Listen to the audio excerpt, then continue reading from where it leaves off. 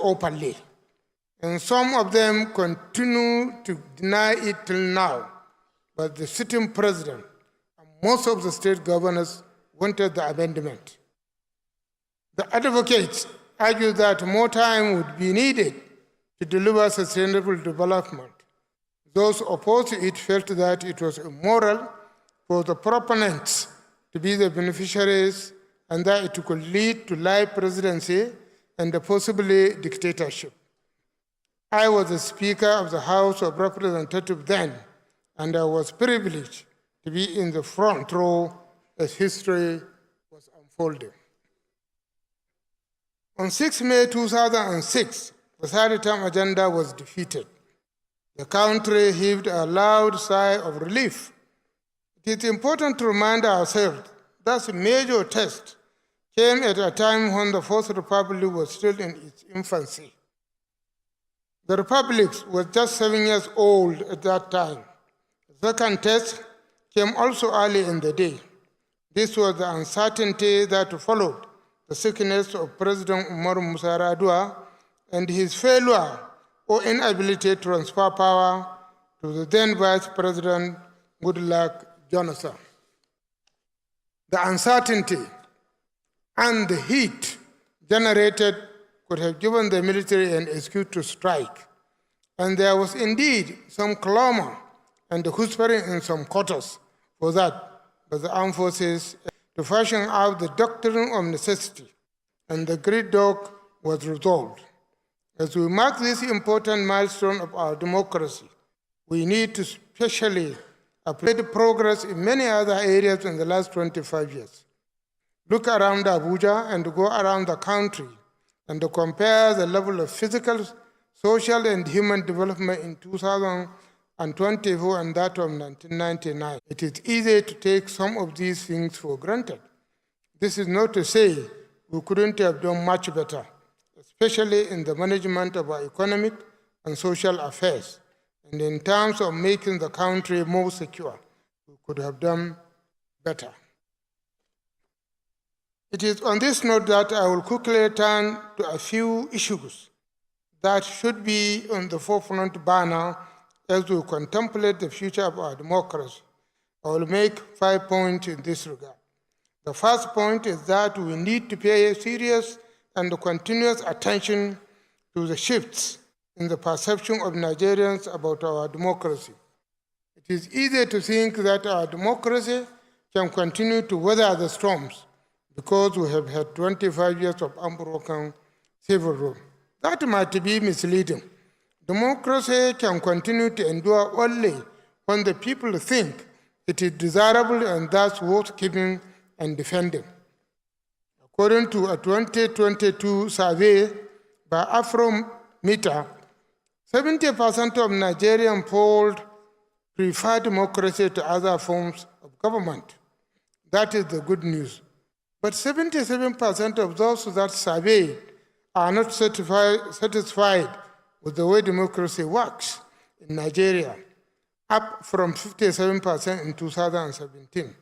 This should get us worried. We need to understand why our people are gradually losing faith in democracy, and we need to consciously strengthen their faith in democracy. The second point, which is related to the first, is that we need to put more efforts in delivering the benefits of democracy to the vast majority of our people. Democracy as an idea is great, but people cannot eat it. Scholars such as Amartya Sen, the economist Nobel laureate, talk about instrumental value of democracy, which is about how democracy should serve as an instrument for a bridge to a better life for the people. Our people call it in Nigeria dividends of democracy. People do not want democracy for its sake. They want democracy to translate to material benefit to them. They want concrete dividends from democracy. We thus need to redouble our efforts to eliminate poverty, reduce inequality, deepen human capacities, and expand opportunities in our society. My third point is that we need to pay special attention to the needs and the mindset of our youth. The youth constitute an overwhelming majority of our population today. It is projected that by 2050, Nigeria will be the third most populous country in the world, with a preponderance of young people. Nigeria can become a global economic powerhouse if we harness the full potential of our youth. To realize this benefit, the so-called demographic dividend, we need to create the enabling environment for our youth, and by extension, our country to thrive. Most of our youth are not satisfied with the system today, and they are checking out of the country in large numbers, mostly because of lack of opportunities for them to actualize their dreams. Let's create the opportunities for them to stay back at home and contribute their quota to the development of our country. On a related note, more than half of our population today are under the age of 25. This means that most of our citizens were born after 1999. This group includes a significant number of people of voting age today. I call them critical voters. It is important to pay close attention to this group of citizens. On one hand, they can be called the children of democracy. They should be natural defenders of democracy. But on the other hand, they have no memory of how bad the alternative to democracy could be, and they may not be keen about defending democracy. Our task as leaders and elders is to sustain the faith of our youth in our country and our democracy. The first point I want to make is the need to refine our concept of local governance. We need to ensure that there is adequate, effective governance where it matters most, at the local government level, which is where most of our people live. One of the reasons why local government areas are not functioning effectively is because of the constitutional confusion about their status. On one hand, the local government areas are supposed to be autonomous of states, and all are listed in the Constitution. But the same Constitution creates joint accounts for state and local government areas, put the local government areas under supervision of states, and mandate the state parliament to make laws for LGAs, for local government areas. My considered opinion is that we should redefine the functions and the structure of local government and remove the confusion enshrined in the Constitution on their status. This does not mean that we are going to abolish local government areas. No, but we should allow each state to decide how many administrative units it wants to have based on its resources and needs. We should also allow local governance to be adapted to local realities rather than aim for uniformity across the country. My last point is passionate appeal to my fellow politicians that the populace, we all need to continue to do our part in strengthening and deepening our democracy. Politicians need to be more sensitive to the needs and the feelings of the people. We need to continue to remember that democracy is the government of the people, by the people, for the people. It is not just the government of the politicians, by the politicians, and for the politicians. In representative democracy, elected politicians merely hold power and trust for the people. We therefore need to prioritize the needs of the populace ahead of our own needs. We also need to become better democrats. We need to fully imbibe the culture of democracy. We need good winners and good losers. I think the former president has addressed this point very well. To be a good loser, you know what it means. to be accommodated. On the other part, our people also need to be more patient with the country. While 25 years of civil rule or 64 years of independence is a long time, it is just a speck in the life of a nation. Most of the countries were eager to compare Nigeria today, went through the challenging moments too. They were totally different from the countries that we know 200 years ago. Nation building takes time. We also need to be more patient with democracy, which by its nature is slow and complex. Democracy is about process, which may make it difficult for issues to be addressed or resolved with immediate effect. It is not without challenges, but democracy is still the best form of a government. We need to stay faithful to it. I want to conclude this by praying for democracy to continue to grow in our land, not just in years, but also in quality, and for the overall benefit of the mass of our people. Thank you for this opportunity. Thank you for listening, and God bless all of us. Honorable members of the National Assembly present, the head of the civil service of the Federation, my colleagues in the Federal Executive Council, special advisors and other senior aides to the President of the Federal Republic of Nigeria, permanent secretaries, directors general, and heads of extra-ministerial agencies and parastatals of government, excellencies, members of the diplomatic corps, the Chief of Defense Staff, General Christopher Gavin Musa, and other service chiefs present, heads of security and paramilitary agencies of government, traditional and religious leaders, former senior officials of government, elder statesmen. Mention must be made of Baba Akande and Chief Pius Akinelure, and of course Senator Shaivo.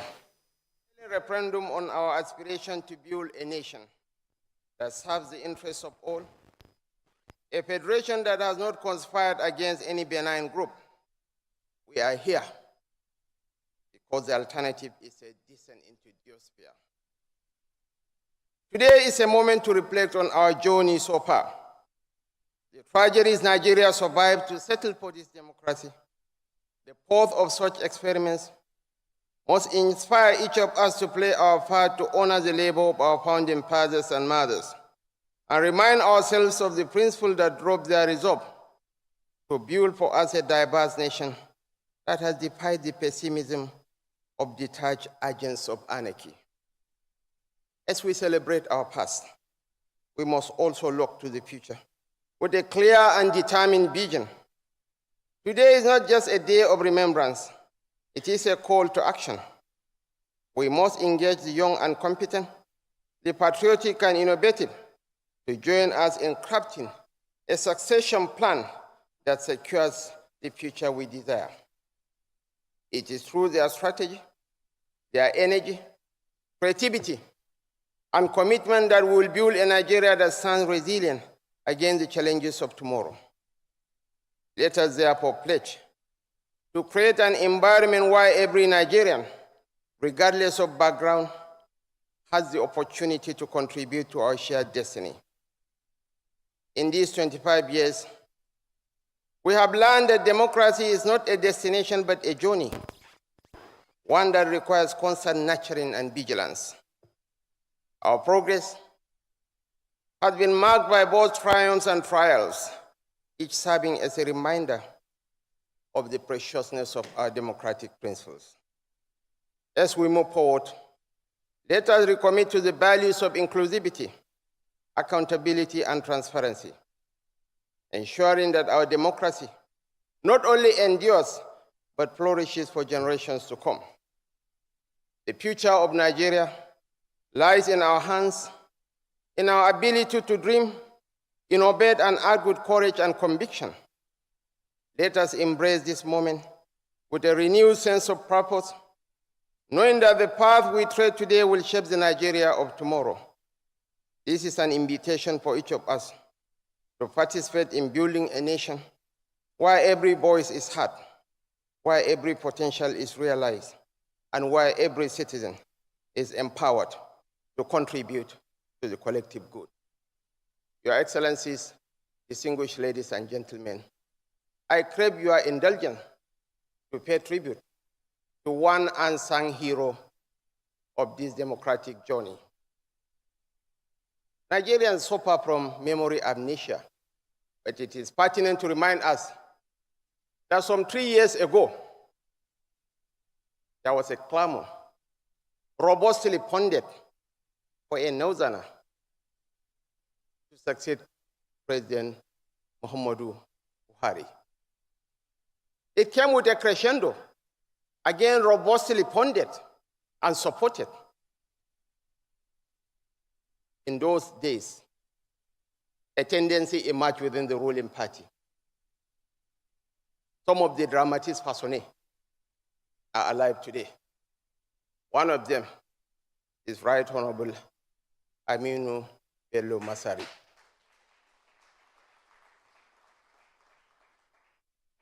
As a group, we were driven by a forest of ideas. But what separated us and defined us from other political groupings at that epoch was our realization that what this country needs is a unifying leader who ponders neither to ethnic nor religious agenda, who is not bound by any toxic regional solidarity, and yet known for outstanding leadership. We search the political horizon. Our search fell on one person, Bola Ahmed Tinubu.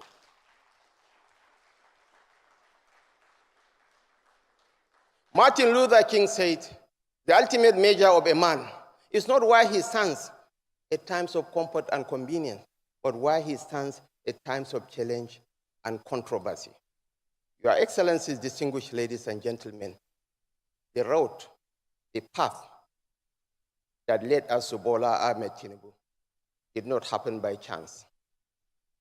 This is a man who had shown a ferocious penchant, who has shown a commitment to sacrifice his comfort, a propensity of sacrificing his own well-being.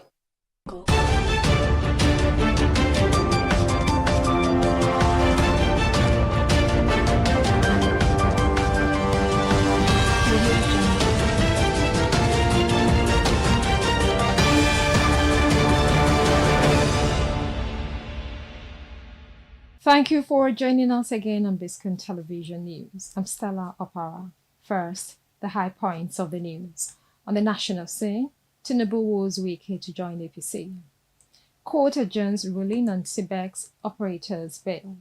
In business news, federal government eyes private capital at PPP summit. On the foreign scene, U.S. court allows Trump's tariffs to remain.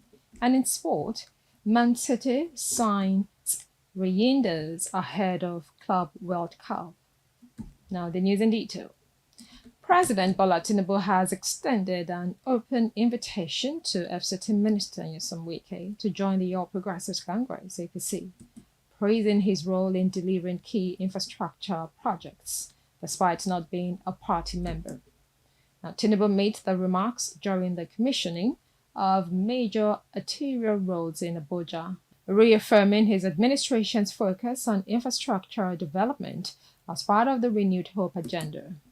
The president lauded the FCT administration's efforts and reiterated that urban transformation through road, energy, education, and healthcare investments is critical or central to national growth. I commissioned this road, insisting to the glory of God Almighty.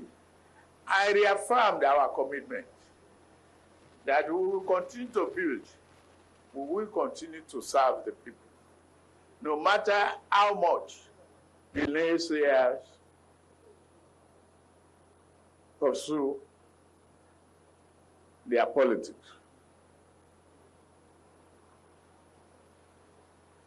We have somebody in using Wiki. He's not a member of my party. Not yet. But the day he changes his mind and registered with Progressive, we welcome him. Because we will enjoy him in singing as he dey pain us, he dey sweet us. He added that infrastructure is vital for industrialization and pledged continued commitment to integrated development nationwide. Now, Professor Oluwafemi Ogumodede of Afe Babalola University, Abuad, has secured over 480 million naira worth of research equipment from Seeding Labs, marking a major boost for the institution's scientific research capabilities. This follows previous grants received by other Abuad researchers, bringing the university's inventory of advanced laboratory tools to a new height. Abuad's founder, Are Afe Babalola, commended the academic team for enhancing the school's global standing in research and innovation. The new equipment will support the development of local pharmaceutical products, strengthen teaching and training, and help reduce dependence on foreign medical analysis. Away from that, the Federal High Court in Abuja has postponed its decision on the bail application of 3 detained crypto bridge exchange promoters to June 30th. The EFCC accuses the suspects of orchestrating a $1 billion crypto-based fraud, luring investors with false promises and then locking them out of the platform. Now, defense lawyers argue that their clients voluntarily surrendered and should be granted bail, while the EFCC opposed the motion, citing the scale of the fraud and ongoing investigations. Justice Emeka Nwite will deliver his ruling at the end of the month as public interest in the case remains high.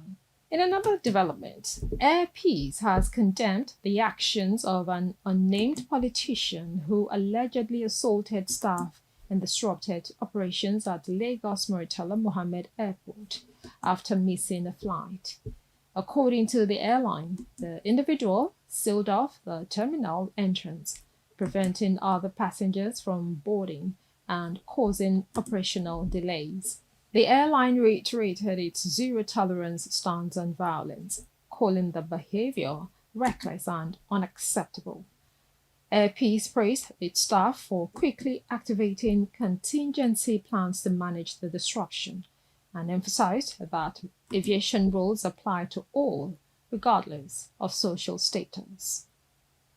You're watching Biscon TV News. Up next is Business News.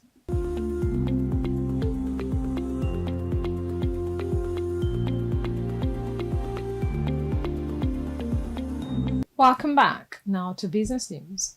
The federal government is set to host a landmark public-private partnership summit in Abuja from June 17 to 18 to attract private investments in infrastructure. Organized by the Infrastructure Concession Regulatory Commission, the summit will focus on breaking bureaucratic barriers and driving investment in transport, power, digital, and healthcare sectors. President Tinubu will open the summit, which will feature key players like Afrexim Bank, the African Development Bank, and major investment firms. Officials aim to shift from policy to tangible projects, with case studies such as the Lekki Deep Sea Port and Cape Verde's wind energy project to be showcased.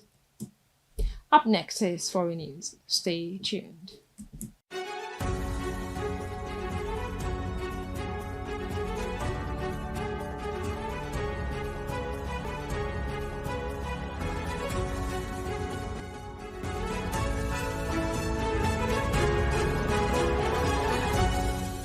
Welcome back now to Foreign News.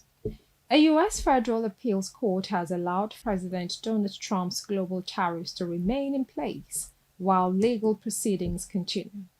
This comes after a lower court ruled the tariffs exceeded Trump's executive authority, prompting the appeal. The court has fast-tracked the case with hearings set for July 31. Trump hailed the decision as a victory, while critics argue that the continued tariffs could harm small businesses and consumers amid uncertain global trade relations. Coming up next is sports news. We'll bring you details after the break.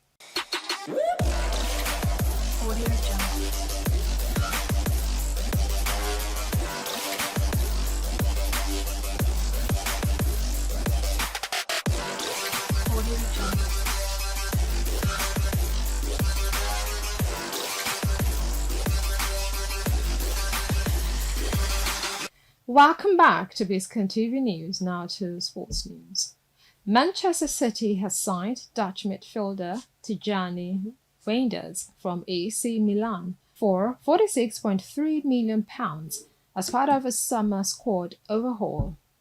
The 26-year-old is eligible to play in the Club World Cup and is expected to fill the void left by Kevin De Bruyne's departure. City officials praise Reinders' experience and versatility, saying he brings creativity and composure to the midfield. His signing follows a string of acquisitions aimed at strengthening the squad after a disappointing finish last season. We'll take another break to bring you entertainment news.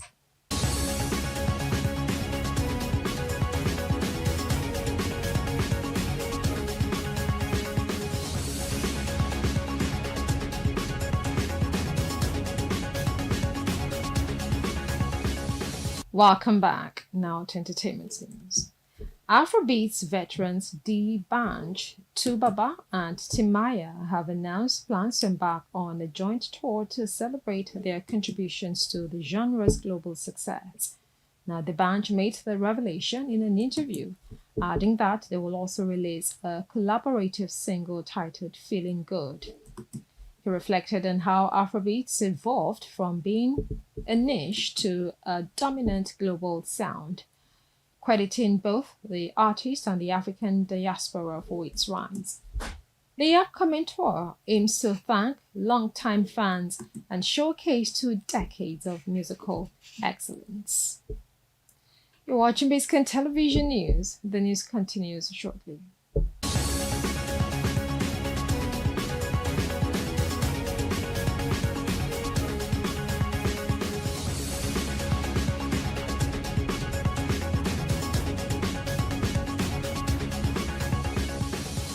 Welcome back. Now to the major points of the news. On the national scene, Tinubu woos Wike to join APC.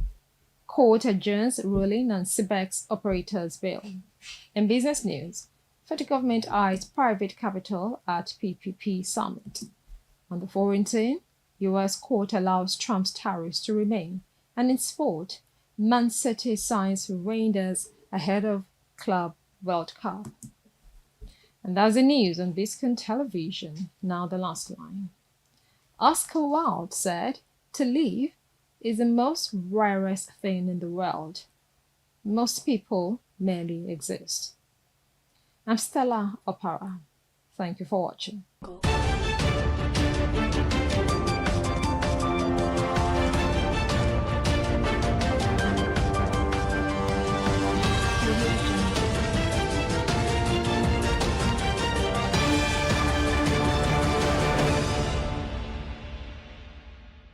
And controversy.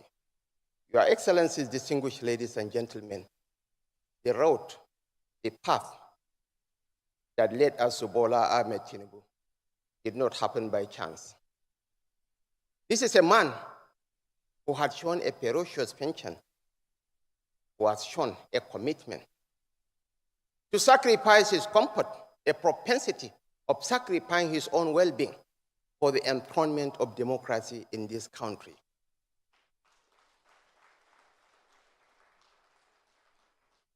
During the darkest hours of military dictatorship, when the nation was enveloped in darkness, when there were hues and cries of marginalization and of the impending breakup of the nation, this gentleman sacrificed his life, his time, and resources for the enthronement of democracy in this country. This political enigma has been caricatured, but our younger compatriots must be in the know of Tinubu's memories from 2 decades past, when he was the fulcrum of opposition to the enthronement of one-party dictatorship in this country. When his contemporaries were trading their principles for a place on the dinner table in Abuja and in the process throwing their allies under the bus, he provided courageously a political alternative to the ruling party. He was fiercely ostracized, politically ostracized, and antagonized by the ruling PDP. By the virtue of his commitment, his zeal, and his resources, ever a Democrat who believes in the rule of law, one by one, this gentleman retrieved the stolen mandates of Rahman Mimiko in Ondo, of Raub Aregbeshola in Oshun, of Adams Aliu Oshomole in Edo, and he has remained a veritable sanctuary for victims of political witch hunt over the years. When former Vice President Atiku Abubakar was harassed, intimidated, dehumanized, and chased out of the PDP, it was to Bodyland that he ran to. And it was the lion of the Bodyland that gave him the political structure to contest for the presidency under the platform of the Action Congress. His choices of Northerners to fly the flag of his party underline his pan-Nigerian credentials. 4 years later, the same Bola Ahmed Tinubu provided the same political structure for another Northerner, Malam Nuhu Ribadu, to contest for the presidency of this country.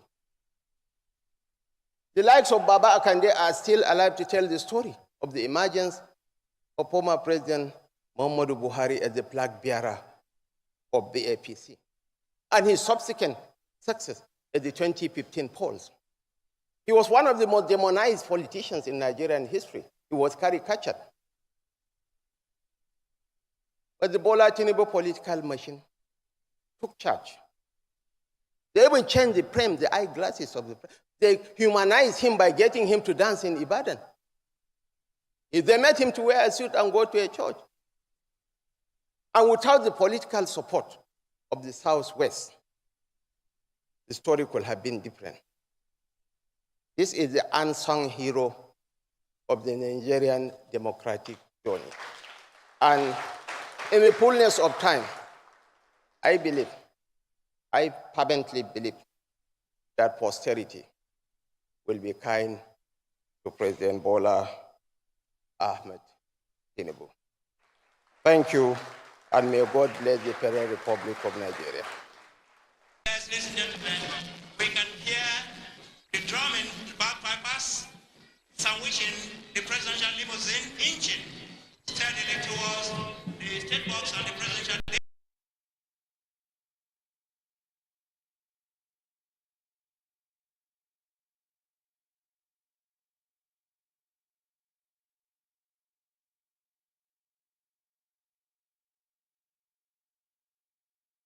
Preparatory to the commencement of activities in earnest.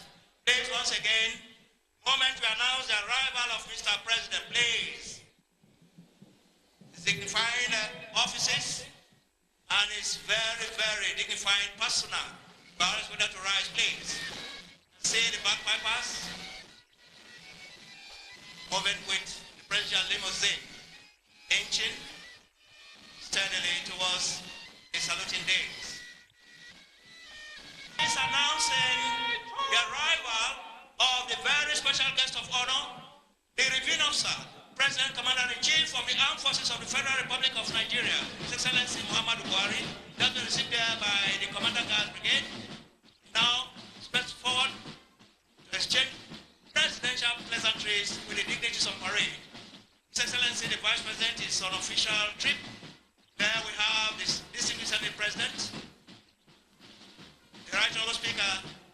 Lordship, the Chief Justice, Honorable Minister of Defense, Federal Capital Territory, National Security Advisor, Chief of Defense Staff, Chief of Army Staff, Chief of Naval Staff, Chief of Air Staff, Inspector of Police, the Director of the Diplomatic Corps, and of course, the Chairman APC, and the Chief of Staff to Mr. President. Please, can we all rise if you are still sitting, please? Thank you.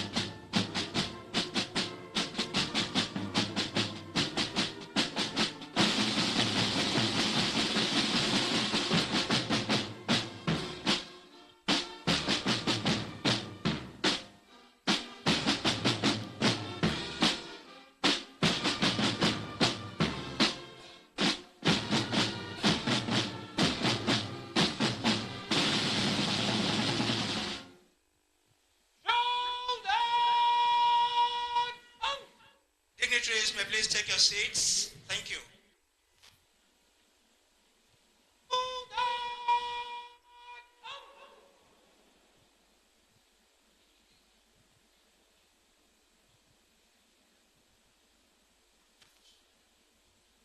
Your Excellencies, the national salute that heralded the arrival of the very special guest of honor, the Reviewing Officer, President Commander-in-Chief of the Armed Forces of the Federal Republic of Nigeria, His Excellency Muhammadu Buhari, GCFR, over the parade commander now inches towards the saluting days on the mounted horse to give the state of the officers and guards on parade and of course the essence of today's ceremony.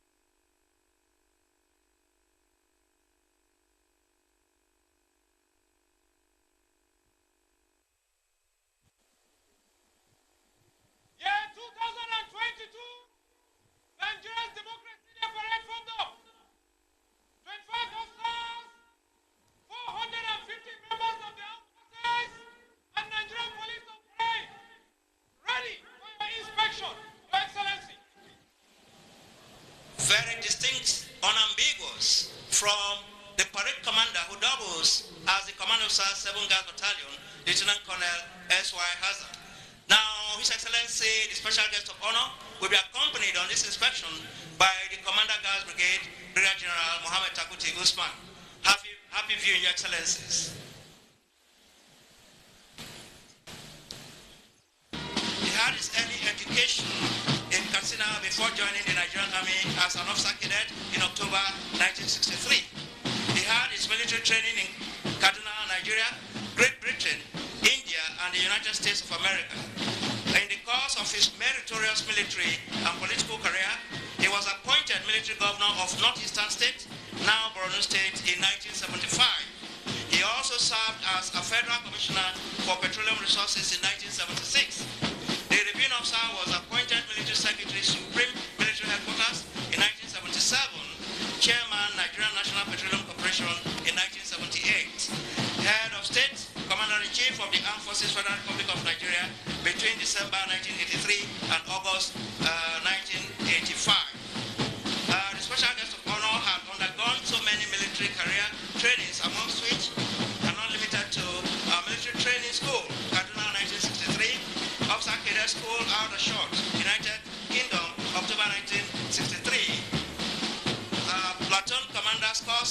Nigerian Military College, Kaduna, 1964.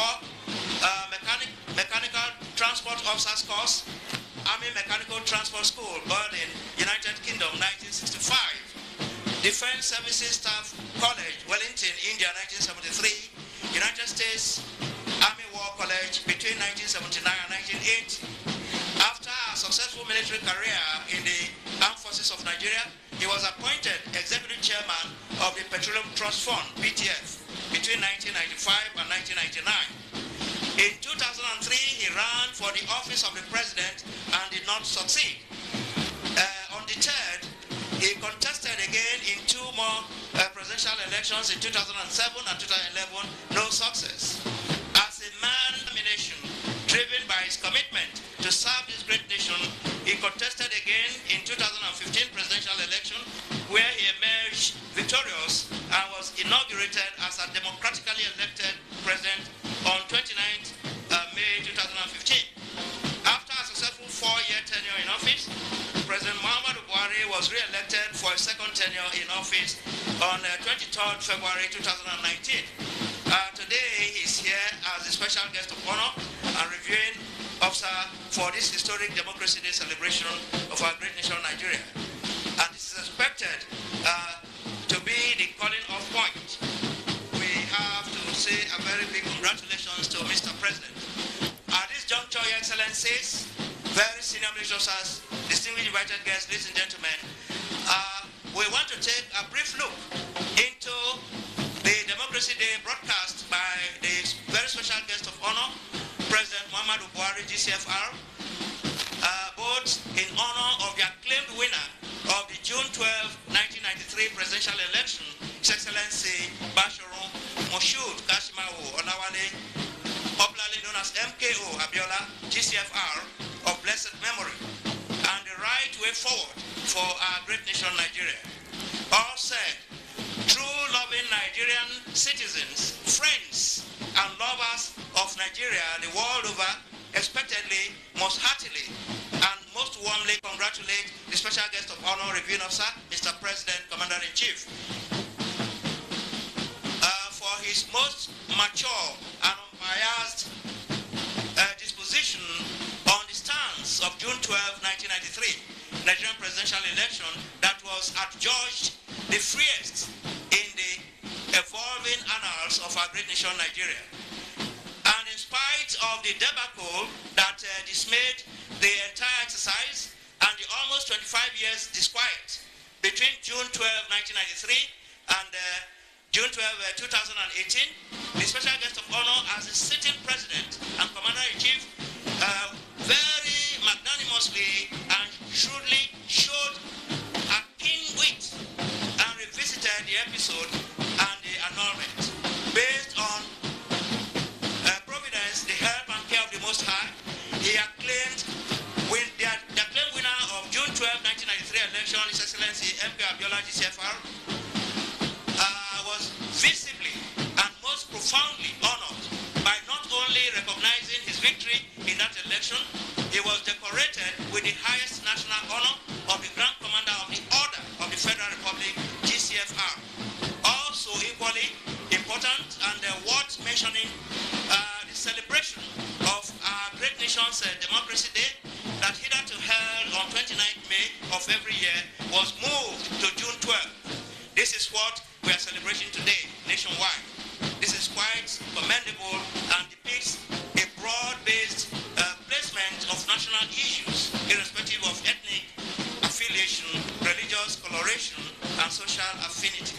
Quite commendable, Your Excellency, sir. We plead and pray most fervently that the Most High takes absolute control as we move towards 2023. Democracy, as the very special guest of honor, reviewing officer, Commander-in-Chief of the Armed Forces of the Federal Republic said in his Democracy Day nationwide broadcast, is an ideal that must be preserved and protected. Thank you, Excellencies, for listening.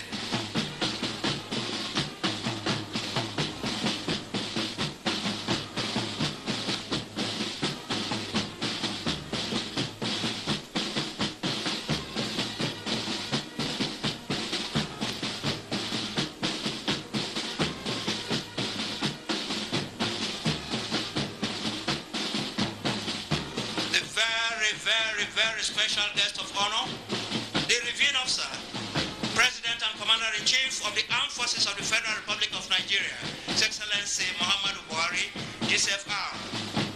The inspection over. Shortly, we expect the parade commander to mount his horse dignifyingly and to seek presidential permission to carry on with the rest of the parade. We are going to hear that shortly. Once again, happy viewing, Your Excellencies.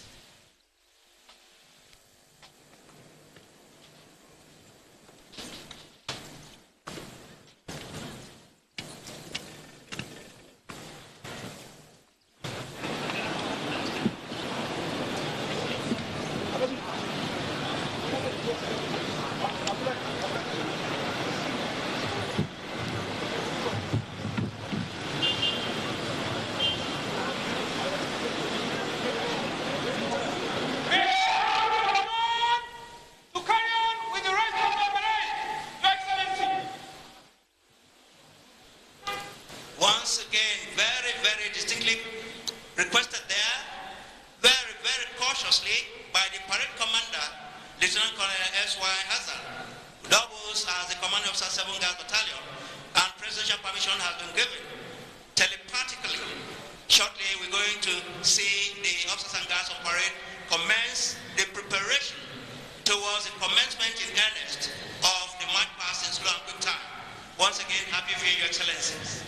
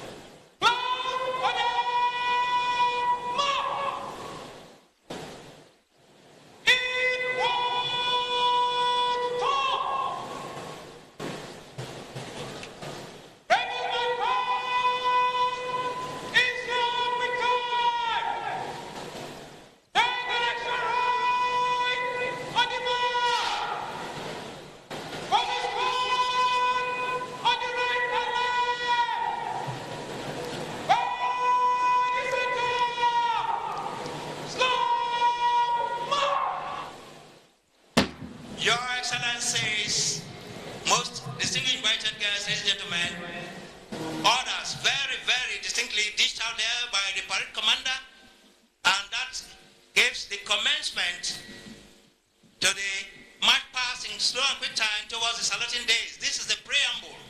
It's a forerunner to the march past in slow and quick time in earnest. Now, the march towards the saluting days, where the special guest of honor is to carry out 3 symbolic signals. Symbolic, telepathic transfers, no talking, no exchange of words. Now the first has to do with military tradition. If a subordinate has to embark on any occasion, any mission, he has to seek the permission of his boss. Now, we are going to witness shortly the swords and gun salute. Presidentially, we witness that shortly. That will be the first symbol.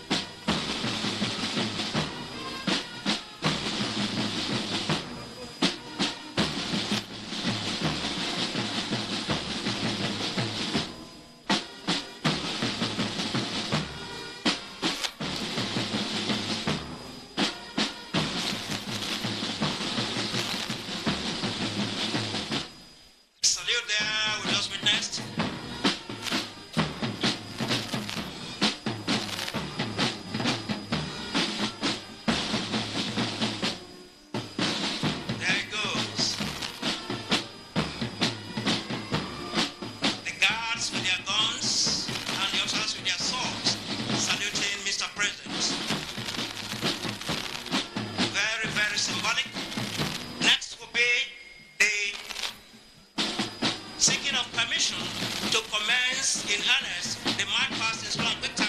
It is telepathically sought. No talking, no exchange of words. What has been done. And of course, the third symbolic thing there is to enable the very special guest of honor see at close range the usually impeccable turnout of the officers and guards. That is that brigade standard. Impeccable turnout.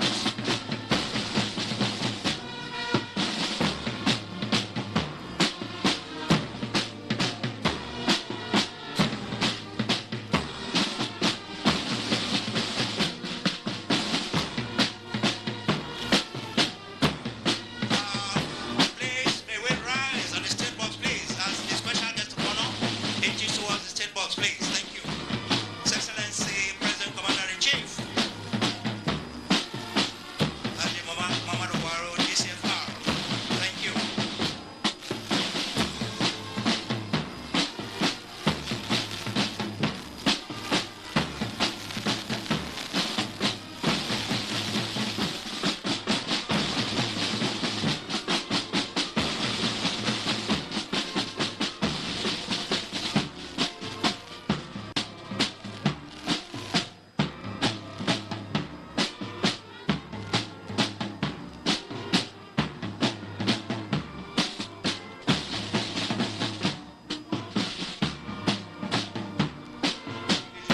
Take your seats. Thank you.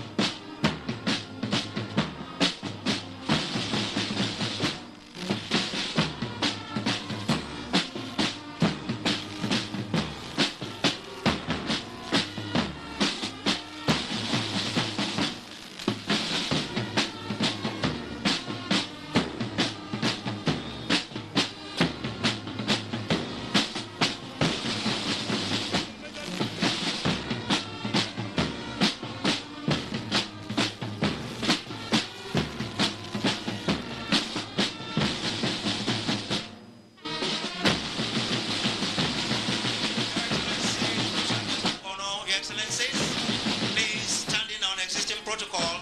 Now the march past in slow and quick time in earnest commences. We can see the guards, the color party and the officers marching first in slow time. Please, once again, we want to remind our distinguished guests, whenever you are seated within the Eagle Square, when the colors on parade pass by your sitting position, when the colors on parade pass by your sitting position momentarily, please rise in deference in honor of the colors. Momentarily, could be 10, could be 15, could be 20 seconds. As it passes by your sitting position, rise in honor of the colors on parade. And please, officers, warrant officers in uniform should please salute. Please, once again, distinguished ladies and gentlemen, Captain Ababa, please. Thank you very much, John Paul Abara, retired. Your Excellency, special guest of honor, most distinguished invited guests, senior officers, ladies and gentlemen. It is events unfolding here at the Eagle Square, Abuja, Nigeria, venue for the Democracy Day celebration of our great nation, Nigeria. At the moment, what we are witnessing is the march past in slow time by the various guards on parade this morning. And as earlier announced, we have 6 guards on parade. We have the number 1, 2, and 3 guard being provided by the Nigerian Army.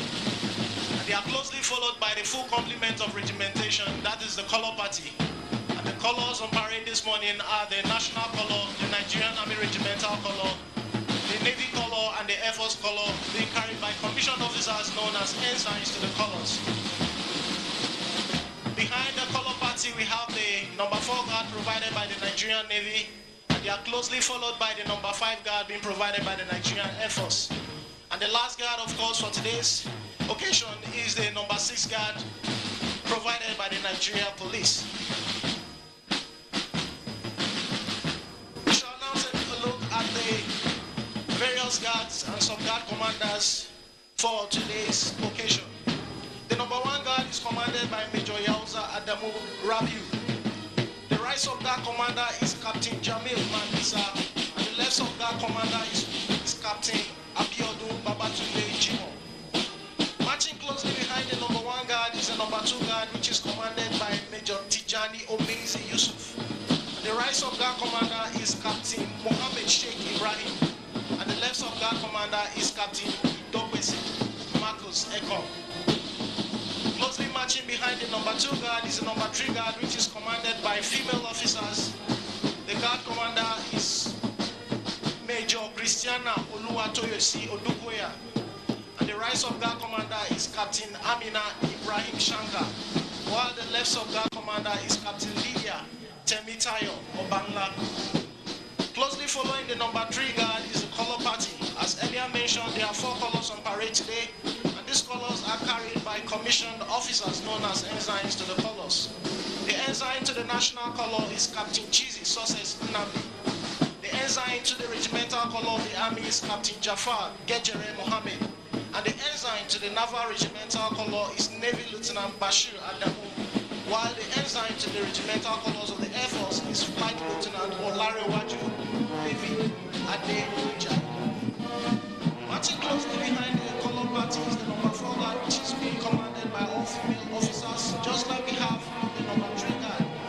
This is done in accordance with the Geneva Convention for Gender Equality, where women are being given a pride of place in the society, and the armed forces are absolutely not left behind. The number 4 guard is commanded by Lieutenant Commander Veronica Inye Efyon.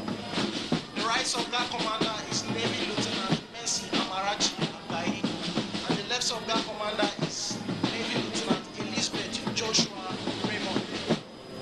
Directly behind the number 4 guard is the number 5 guard, commanded by Squadron Leader Oworen Unity Akube. The right sub-guard commander is Flight Lieutenant Michael Sika Basi, and the left sub-guard commander is Flight Lieutenant Bashir Umar Bello. The last guard is the number 6 guard, which is commanded by Superintendent of Police Ibrahim Al-Basu. The right sub-guard commander is Deputy Superintendent of Police Saleh Umar Bagama, and the left sub-guard commander is Deputy Superintendent of Police Shaibu Suleiman Gadu. Your Excellencies, distinguished guests, ladies and gentlemen, may I please once again request that when the color party marches towards its sitting position, you are all expected to rise as a mark of respect, while officers and warrant officers in uniform are to salute. It is still events unfolding here at the Eagle Square, Abuja, Nigeria, venue for the Democracy Day celebration of our great nation, Nigeria. I'm taking you back to the happenings on the parade ground. At the moment, the mass band who are standing on the center circle of the parade ground at the moment is commanded by Major Michael Ayobade.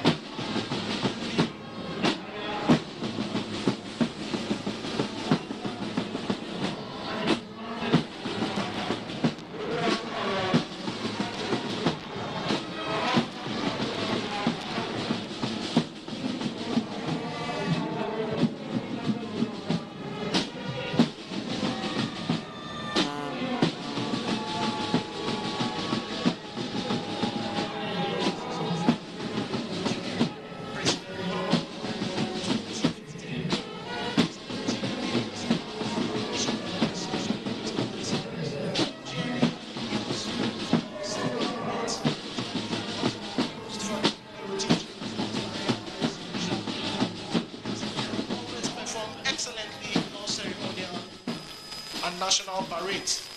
Next is Yahaya. Yahaya is a white parade horse of Sudanese and Nigerian breed. It has a weight of 700 kilograms. It is 7.2 feet.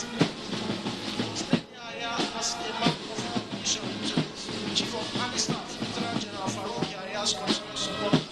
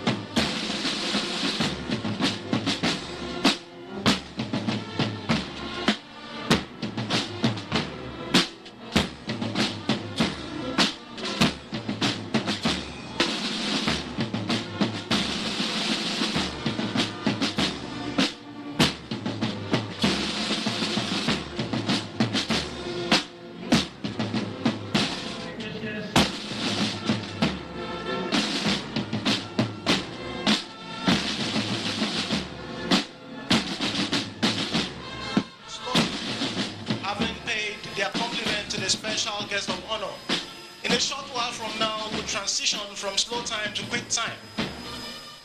That transition is one aspect of the parade of this magnitude that will be thrilling most of our viewers both at home and in the various stands here.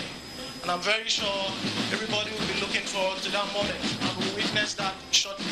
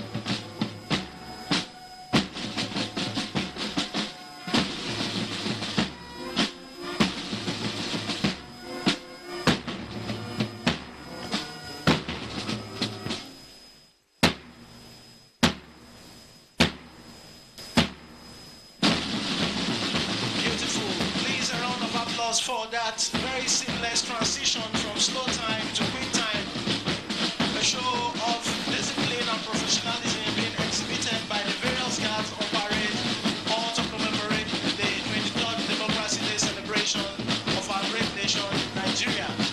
And with that transition, the various guards will take turns to march around the parade ground once again to pay compliment to the special guest of honor, to show their unalloyed loyalty to the exalted President and Commander-in-Chief of the Armed Forces of the Federal Republic of Nigeria, President Muhammadu Buhari. And with the number one guard leading, another guards following suit, ascending order. As earlier mentioned, we have the number 1, 2, and 3 guard being provided by the Nigerian Army, and they are closely followed by the full complement of regimentation, color party, comprising of the national color, the Nigerian Army color, the Navy color, and the Air Force color carried by commissioned officers known as ensigns to the colors. Behind the color party, we have the number 4 guard provided by the Nigerian Navy, and they are closely followed by the number 5 guard provided by the Nigerian Air Force. And the last guard, of course, for today's occasion is the number 6 guard being provided by the Nigerian Police. A quick reminder once again that when the color party reaches your stand, you are all expected to rise as a mark of respect, while officers and warrant officers in uniform are to salute. Distinguished guests, ladies and gentlemen, please happy viewing.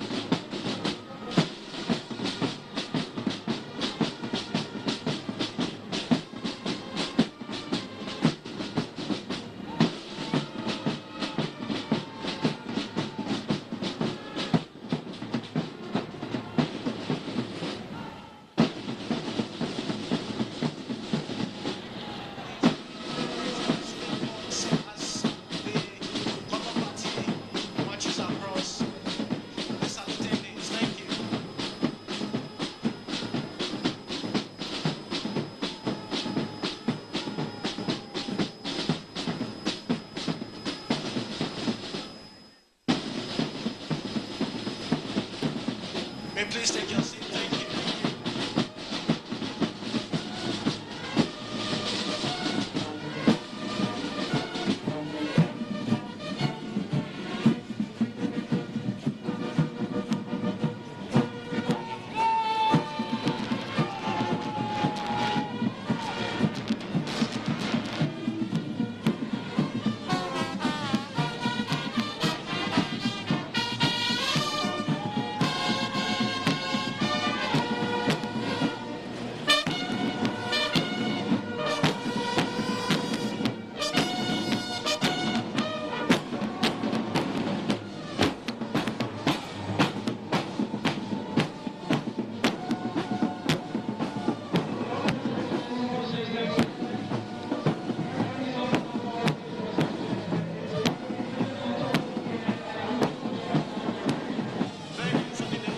Celebration of our great nation, Nigeria.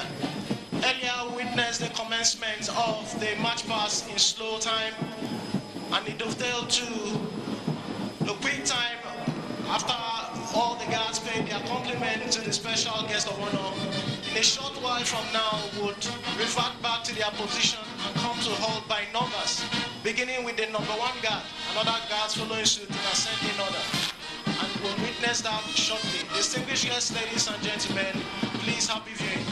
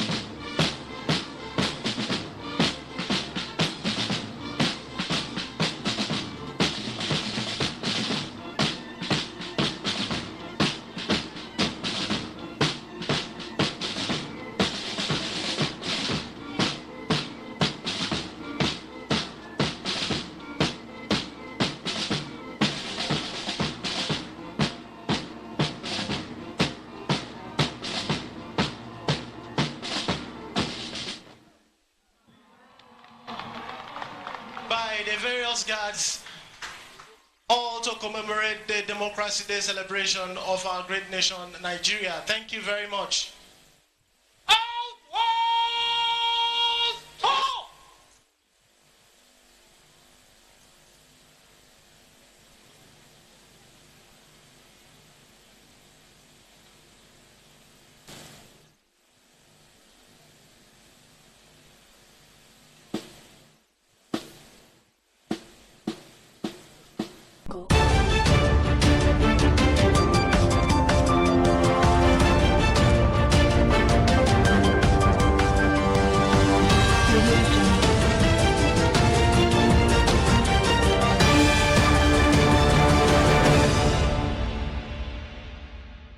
Hello and welcome to Biscon TV News. I am Jones Hussein. First, the headline stories. Presidency confirms cancellation of Tinubu's nationwide broadcast. Ex-Governor Bello Matawalle accused of colluding with bandits in 2020 Kankara school abductions. In business, Naira continues appreciation against the dollar at official market. In foreign news, U.S. to partially evacuate embassy in Iraq as Iran tensions rise. And in sports, Manchester United enter race to sign Super Eagles midfielder. Now the news in detail. The presidency has confirmed that President Bola Ahmed Tinubu would not be addressing Nigerians via a nationwide broadcast to mark Democracy Day. The special advisor to the president on information and strategy, Bayo Onanuga, disclosed that the president would instead address a joint session of the National Assembly, today, June 12. He stated that President Tinubu, in his speech at the National Assembly, would dwell on Nigeria's democratic journey since 1993.